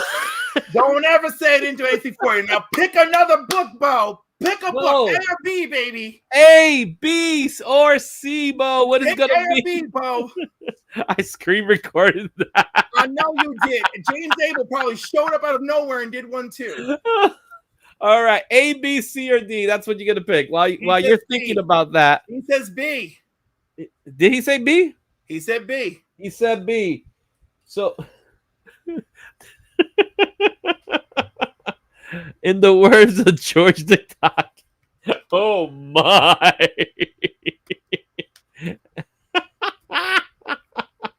That shouldn't be it. Oh, that's good. Oh, we're definitely clipping that one. So, I've been waiting for this one. Unfortunately, I can't do anything with it just yet because we're not going to use this. This is the Spawn 339 blank. But what I love about this one is actually has the trimming and bleed. So we're going to have a sketch. So the winner's going to get a sketch from this book here. So now we're going to get a sketch in there. If Omni, and now Omni's part of this. So hopefully he wins this and he won't get it. So good job, Omni. Wait, first of all, I hope he wins it, but please please draw me a Spawn twerking on it. Like A Spawn twerking. yes. Well, that's for the winner, right? No. Only if Bo wins it. Only if Anyone Bo else? wins Anyone else? You know. No, everybody's like, yo, send it to Bo no matter what. All right, so we still got A, we still got C, so we could add them in. So maybe we'll get another twerk. Who knows? Cliff Venomized twerking. Ooh, Cliff Venomized twerking. That actually sounds interesting. That does sound interesting. I wonder how many people stop. But it's a Venomized on a Spawn book, though. He don't care. He do not. I know. Care. I'm the guy who does. All right. Yeah, well, too bad. You got a dealer's choice, baby. Not you. Yeah, but he gave us what? He gave us $2 Australian. You said that's what, 65 cents. So he gave us what? $1.40. Those are listen. You made the weird ass rules. No, $1.30.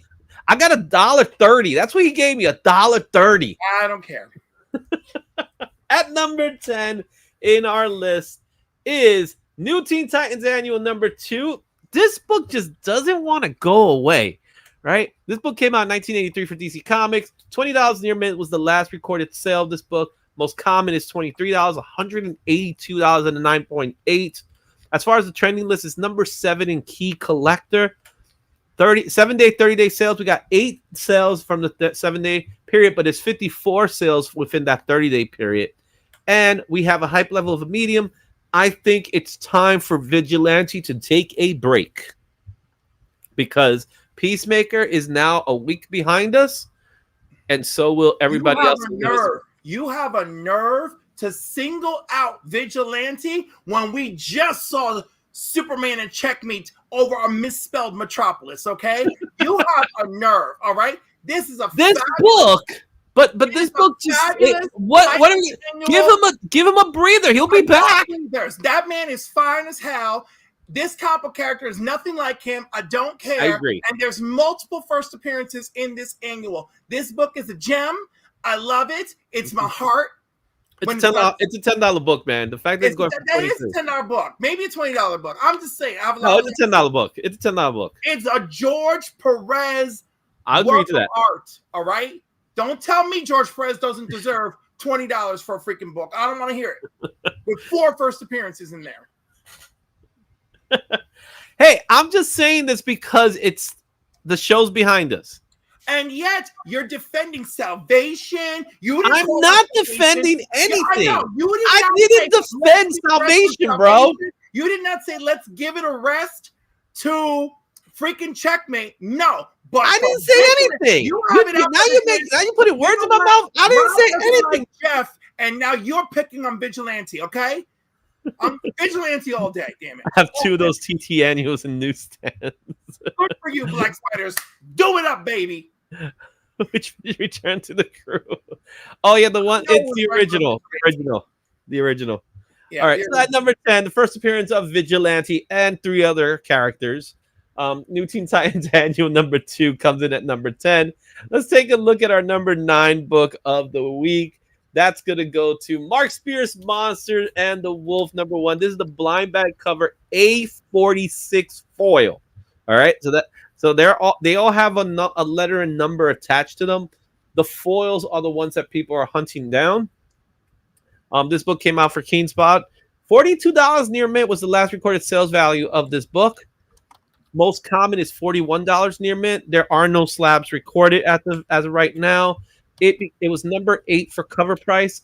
As far as the 7/30-day sale, now keep in mind the 7 and 30-day are going to be the same because this book came out last week, and this is not including the sales in the shop. So these are aftermarket sales, so like eBay sales and things like that. So you have 11 sales there. The hype level is at a high, and the reason why the hype level is at a high is because you're going to see this come up a lot. But let's get started with this one here. This is the pumpkin cover. I like the pumpkin cover. It's simple. It's a book that I think I could see returning year over year. You know what I mean? Sure. Oh, like Archie. Afterlife for Archie. The spooky season brings it out. Of course, it was option possibly, but still. Yeah, so that's number 9. Let's move on to our number 8 book of the week. And our number 8 book goes to Absolute Batman number 13. This is the 1 in 25 stealth mode variant. So if you look at it, she's kind of see-through in a way. Yeah, she's predatoring the shit. I get it. Yeah. Okay. So I this mean, book it's is kind brand of new. cool. $11 near mint for 1 in 25 is actually pretty good. It's below value, which is about right because I'm not that impressed. Yeah, most common fair market value is $20. $100, 9.8 in the aftermarket. That's what it's going for. Okay. As far as trending list goes, number 10 for CBSI. 7 30-day sales. We have 15 7-day sales. We have 82 sales within the 30-day period. That's actually pretty impressive. Okay. The hype level is at a medium for this one. This is the first full appearance of Catwoman, but it's also the first appearance of the Absolute Harley Quinn. Yeah. And I know how you feel about the Absolute Batman comic, but like in general, I'm not here for it. It ain't for me. But still, I like the Nakayama one. I thought was the best of the bunch. Oh, and the Archer one I liked very much as well. my favorite's the Mark Brooks one. But that was a Comic-Con one, wasn't it? Yeah, that was a Comic-Con cover. Yeah, so that was my favorite though. Mm-hmm. Not to mention the Stegman one, the Battle Damage one. I like too. I know. I get it, but like, okay, and I shouldn't feel that way because I do enjoy a lot of his Battle Damage covers. Mm-hmm. But yeah, I like that one. Let's take a look at number 7 in our list here. At number 7 is X Factor number 6, the first appearance of Apocalypse, first full appearance of Apocalypse, also in cover. This came out in 1986 from Marvel Comics. Last recorded sales was $300 and a 9.8 for this book. Most common fair market value is $33 at a very fine $100 and 9.6. Mm-hmm. As far as key collector goes, number 9, number 4 in CBSI did not make it to cover price. 7 30-day sales. We have 11 sales on the 7-day marking, 32 during the 30-day period. Hype levels at a medium. Obviously, this has to do with the announcement of X-Men 97, the second season, and how Apocalypse is considered to be the main villain for that story. So people are tracking down his first appearance. There's one thing I do have to say about this cover. I like the cover. Don't get me wrong. I like the cover, but it feels that orange feels like faded. If that says a lot. If that says anything. The book is older than all of my nieces. But even then, it was like that. This book has never looked new. Right, but I mean, it came out in an era where we didn't have like state of the art, like, but it's color like technology. I don't know how I feel about that orange. It's in the right time frame. Yeah, you know, it is the orange season. The orange offers excellent contrast to the blue of his face, and it does not clash with any of the characters. You got to get that, you know. And it has a volcanic Kirby crackle action happening there. Yeah. You know, do you know who did this cover? Because it's not a Simonson. No, it is not. It's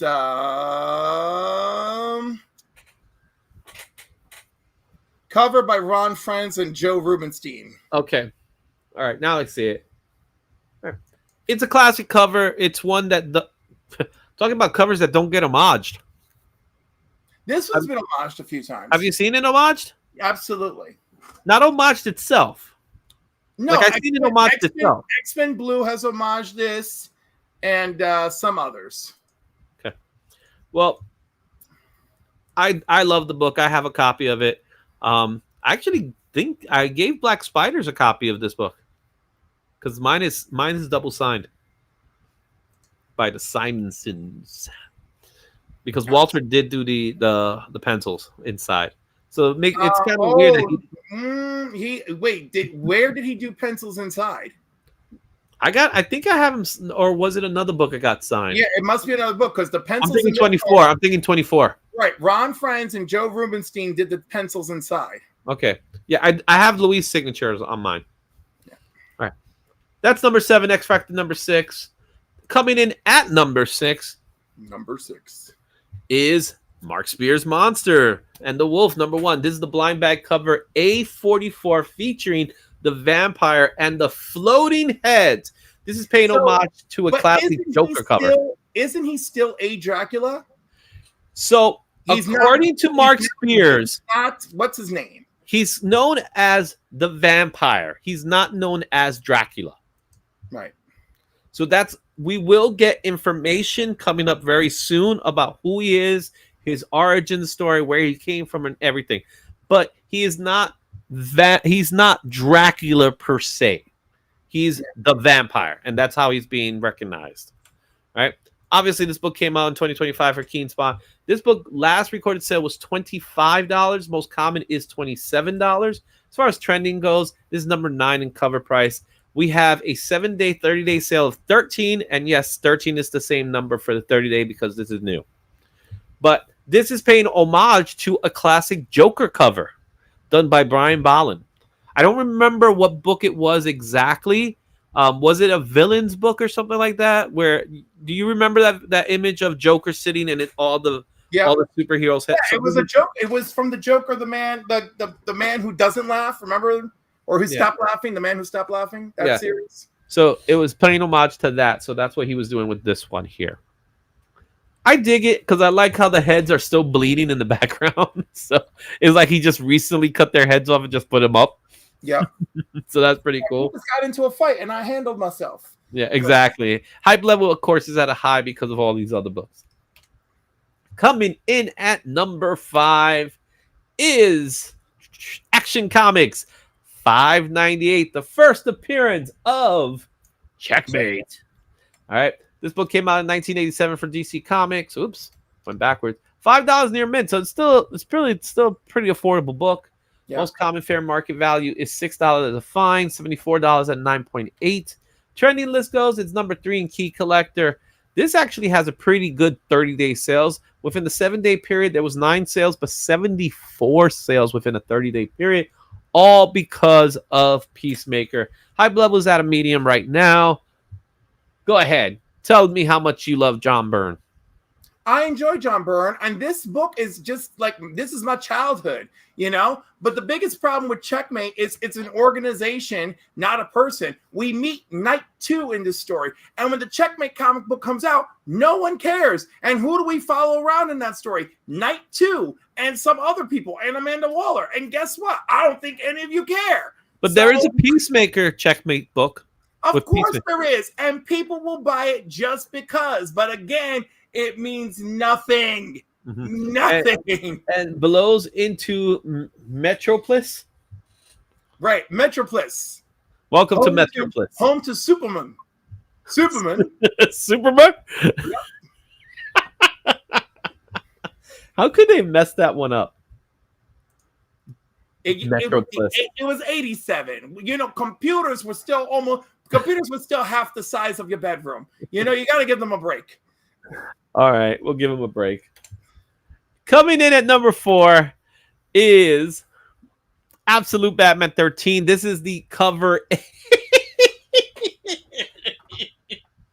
This one came out for DC Comics. $5 near mint was the last recorded sale. Most common $5. They're littered all over my comic shop. This cover is all over my comic shop. Number 2 in Key Collector. It came out number 2. As far as the sales goes, this is really the reason. 5 sales within the 7-day period, but 261 sales within a 30-day period. The hype level is medium. It's the same book. The only difference is it's not stealth. And the logo's in the background.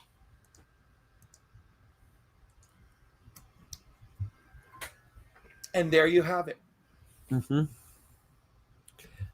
I'm sorry. I wish I could be one of those people who could sit here and like be fake or something and be like, oh my gosh, Absolute Batman, I love it. Every month it's a banger and Catwoman's amazing. And like, I can't. I'm myself. I'm sorry, folks. I'm sorry.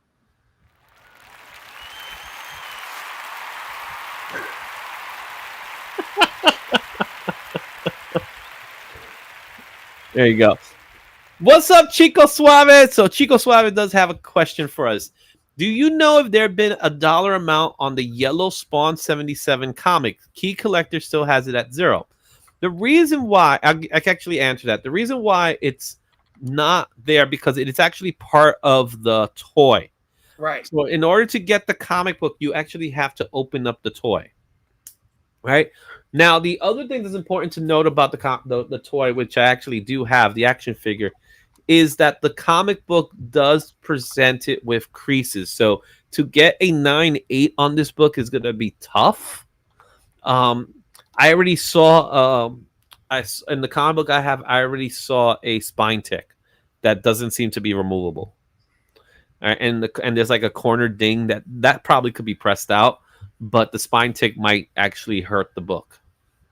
So that's the catch. Like, in order to get a 9.8, that's gonna be tough to get a 9.8 on that book. You know, someone's gonna do it. Someone's gonna figure it out, unless they decide, unless there was an opportunity place where they got the comic book before I even made it to the packaging.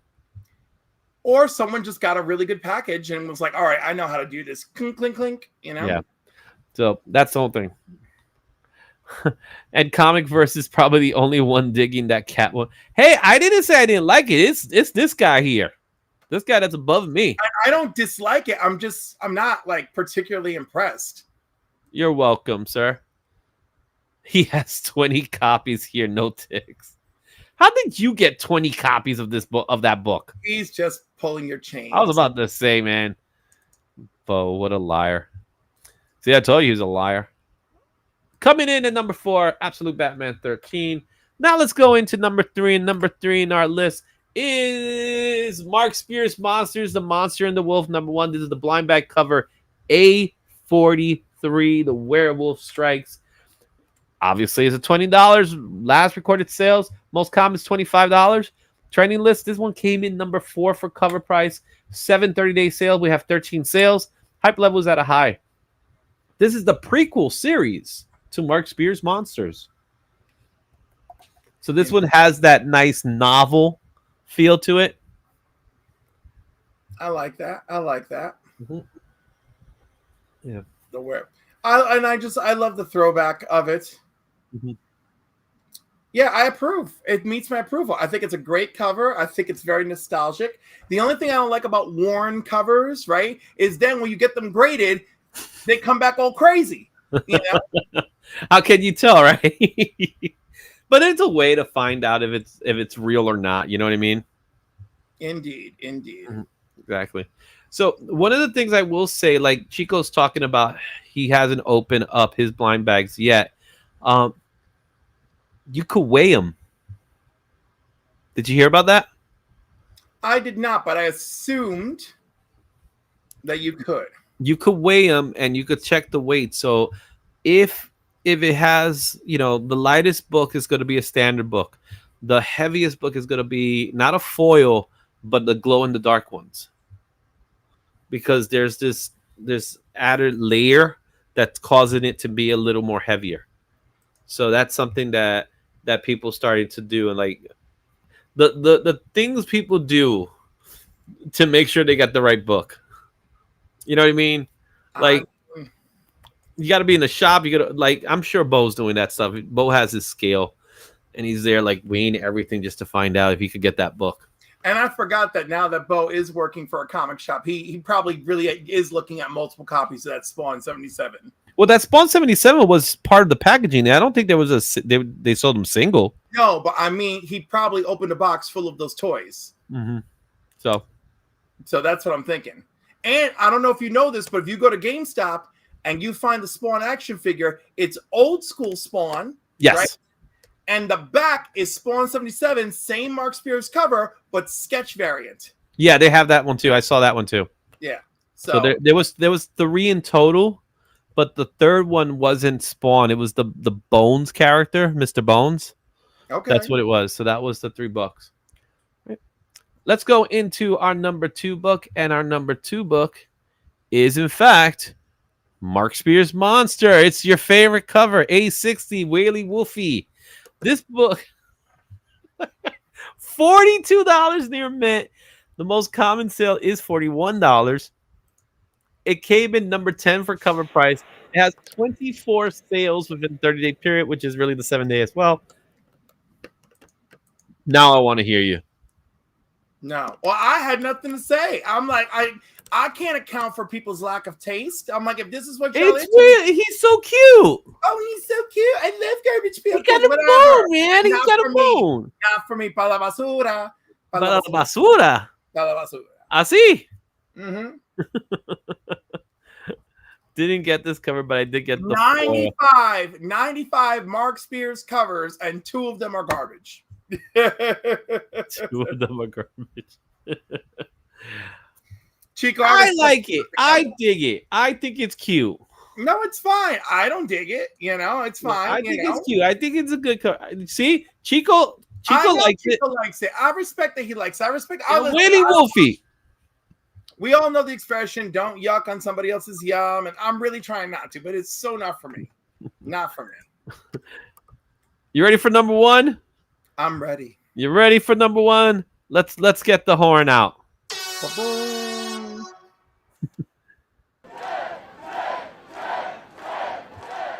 At number 1 is Mark Spears' Monsters, the Monster and the Wolf.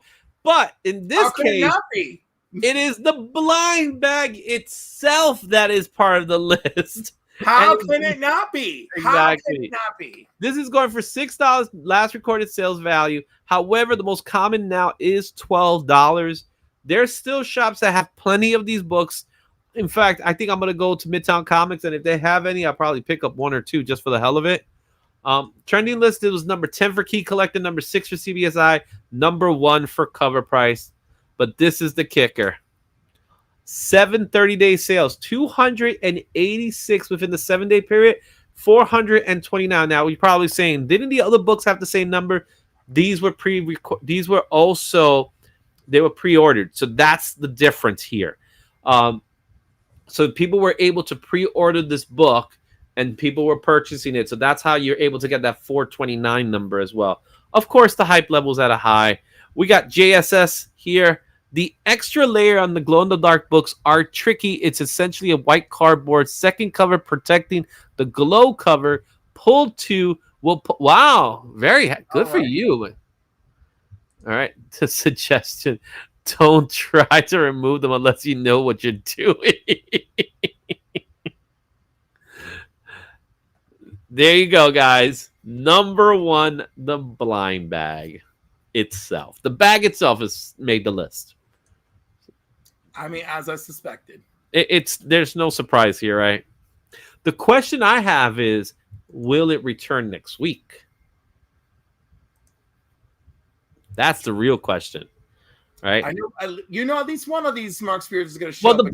the other books, I'm sure will probably show up, especially as we start learning a little bit more about it. We still got the unholy rails, what they call the unholy tickets.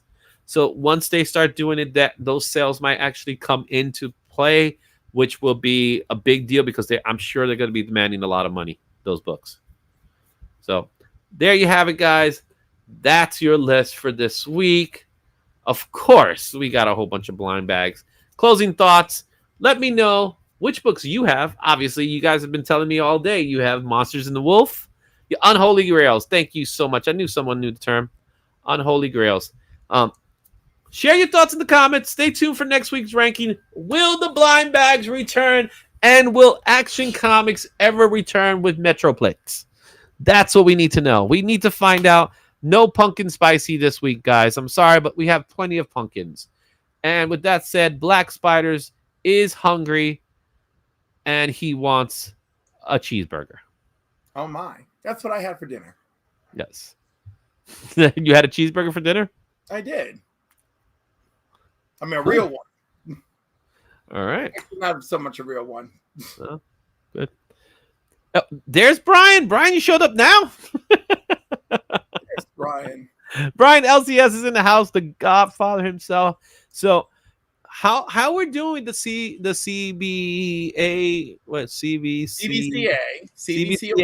CBCA awards. I know the voting's over, but now the tallying's happening.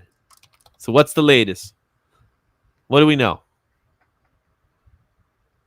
Come on, Brian. What do we know? What do we know, Brian? What do we know, Brian? I thought you would know something. Aren't you part of the committee?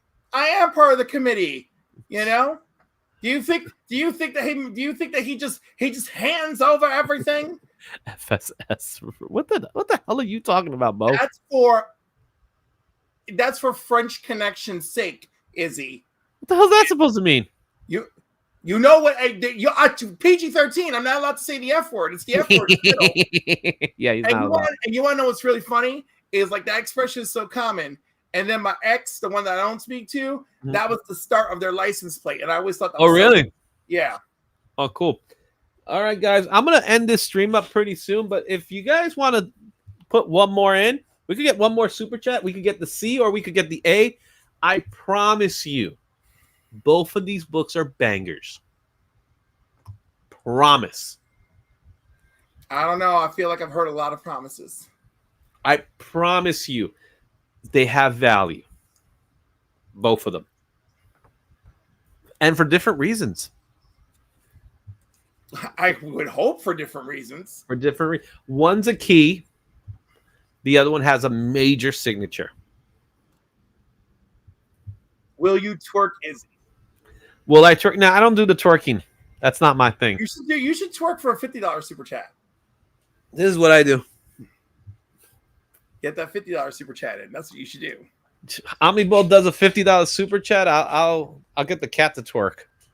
Get the cat to twerk. Yeah, but Omni, $50 super chat. What over here is what, $15? No, stop exaggerating. Oh, JSS came in. JSS, you can pick a letter. You can pick A or C. Let us know which letter it is so we can figure out which book it is that's coming into the pack. We got 4 books in this week, so I got to get some more books in here as well. Oh, we got Brian LCS with the $2. That means we don't need any more letters. You don't even need to tell me the letters. But if the goals are achieved, the goal has been achieved. Thank you so much. Really appreciate it. JSS. Since you went first, you get to pick the first letter. What's it gonna be? He chose C. He chose C. Yes. The real James Willie. How's it going, man? All right. So he chose C. So let's go ahead and see what letter C is. Letter C is C for Cliff. Oh, key. Yep. Yes. That's right. The last McFarlane Amazing Spider-Man, but it is the classic Spider-Man punching Hulk in the guts. Yeah. And it's a newsie. It's a newsie. It's a newsie. And I did say there was a signature book here. The signature book is a Superman, which I forgot which cover this is, but it's signed by the one and only Jim Lee. I was gonna say it don't even matter what cover. Jim Lee signed it. That's it. And he signed it in gold. Look at that. Look at that gold signature. Yep. Beautiful. All that's part of this pack. Look at this thing. This is getting heavy. All that's going to be part of it. So when we do the drawing, everyone that left a super chat will be part of the drawing. If you are a channel member, you will also be part of the drawing. So that's just part of it because everybody's putting their money in. Thank you, everybody. We got 20 people watching right now. We have more people watching the show right now that we're at the end period. So we need more twerking. That's okay. They came for the hype, baby. And they'll see the twerk clip. There will be a twerk clip. It will be coming. It will be coming. I did get to know when the drawing is. I did get something cool. Oh, now we're talking about C3. I did get my Crow book. Look at that. Look how beautiful that is. All proceeds goes to Comics Curing Cancer. When's the draw? When's the drawing? It is 2 weeks from today. So we got one more week. Right, because then we're going to be hanging out November 1st at Iacon. So I gotta get something to show it off. And then from there, I'll probably grab some more things to put on this pack. So I gotta fill this up. I gotta get 5 more books for next week. So 5 super chats more next week. Thank you all for being part of it. Cliff, sir, where can people find you, sir? Tomorrow night, I'll be on Show Us What You Got on the Comic Vet channel as part of the C3 preview. And then You may catch me on the live stream with the Council of Comics shortly after at 8 p.m. Eastern. And then at 9 p.m. Eastern, Izzy and I are on Sector 2815s for Guess Oh, That. yeah, I forgot about that. Oh, God, I got to get my key. I think I'll use this one. This will be my Don't key. show us. Oh, man, Paul's got to remind... Yo, Paul's the luckiest man on earth. Did you see he pulled up the gold? He pulled up the glow-in-the-dark. He gets the gold Batman #1, and now he gets the glow-in-the-dark. Listen. That's luck. We don't know where all of our luck goes. He's using that ring of his, isn't he? Yeah. All right. As Cliff mentioned, we're going to be together again tomorrow for Guess That Key. I do have to get a key, though. Now I got to think about it. By them. It's very exciting. Well, it's most likely not going to be any of these. Oh, look, I'll talk about X Factors right there. Look at my X Factor #6 right there. There you go. We can't use that if we're talking about it, though. No, can't use that, but I could use something that's not here. Maybe something that's over there. Over there. Yeah, I got something over there. That might be a good key. Ooh, that's a good key. I think I got my book. So, who knows? What's up, Travis? Dude, we had a blast yesterday. If you guys haven't seen the show, go back and watch the live stream over at Cover Price. We get to hang out with Mark Spears and we get to talk comic books. We get to talk about his stuff. But again, I will see you guys tomorrow. I guess that key. I will see you guys on Friday for Comics Curing Cancer, the sketchy show. I promise you guys it's going to be a blast. I'm currently working on a Storm Shadow right now. So that's what I'm going to be working on to start things off. I might even be almost finished with it. That's going to happen soon. Until then, guys, as always, it's a blast, and I'll see you at the next one. Excelsior. I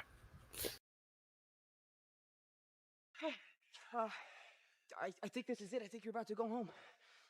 Okay. All right. Look, thank you. Thank you. Thank you. Thank you. Thank you. Thank you. Thank you. Thank you. Oh, thank you. Thank you. Thank you. Thank you. Thank you. Thank you. Thank you. Thank you. Thank you. Thank you. Thank you. Thank you. Thank you. Thank you. I never said thank you.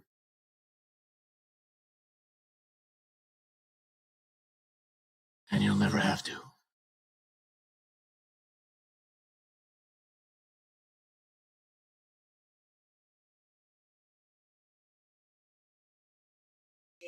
Thank you. Thank you. Thank you. Thank you.